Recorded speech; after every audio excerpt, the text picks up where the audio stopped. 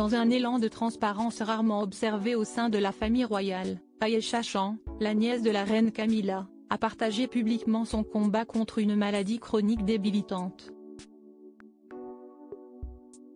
En bref, Ayesha Chand, nièce de la reine Camilla, brise le silence sur son combat contre l'endométriose, une maladie méconnue affectant des millions de femmes. Elle décrit les douleurs insupportables, les symptômes débilitants et l'impact émotionnel de l'endométriose, soulignant les difficultés de diagnostic et de traitement.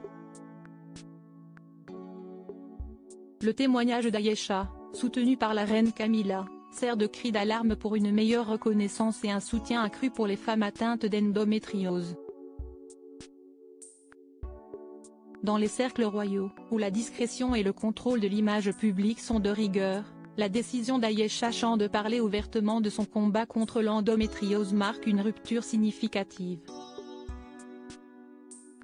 Nièce de la reine Camilla, Ayesha, âgée de 29 ans, s'expose avec une vulnérabilité remarquable, brisant les stéréotypes souvent associés à la royauté, explique The Daily Mail. Sa démarche est d'autant plus notable qu'elle survient dans un contexte dans lequel les membres de la famille royale sont habituellement perçus comme des icônes intouchables, éloignés des réalités quotidiennes de la plupart des gens. L'endométriose, cette maladie complexe et fréquemment douloureuse, affecte des millions de femmes à travers le monde, mais demeure largement méconnue. Par son témoignage, Ayesha Chand donne non seulement un visage à cette maladie, mais elle ouvre également la voie à une discussion plus large sur les questions de santé féminine, généralement reléguées au second plan. En partageant son expérience des douleurs insupportables, des symptômes débilitants et de l'impact émotionnel profond de l'endométriose, elle apporte un éclairage essentiel sur les difficultés rencontrées par les femmes souffrant de cette affection. Ayesha Chand, la nièce de la reine Camilla, partage publiquement son combat contre l'endométriose. L'endométriose, maladie dans laquelle le tissu semblable à la muqueuse de l'utérus se développe à l'extérieur de celui-ci, a longtemps été une maladie ignorée par les professionnels de santé. Ayesha Chand, dans un geste courageux et éclairant, partage son expérience personnelle avec cette maladie, décrivant les douleurs insupportables et les symptômes débilitants qui l'accompagnent. Ce faisant, elle met en lumière les difficultés liées au diagnostic et au traitement de l'endométriose, une condition qui touche environ une femme sur 10, mais dont la prévalence réelle pourrait être bien plus élevée. Ayesha a également évoqué l'impact émotionnel de sa condition, soulignant les vagues d'isolement, de douleur et de dépression qui accompagnent souvent cette maladie.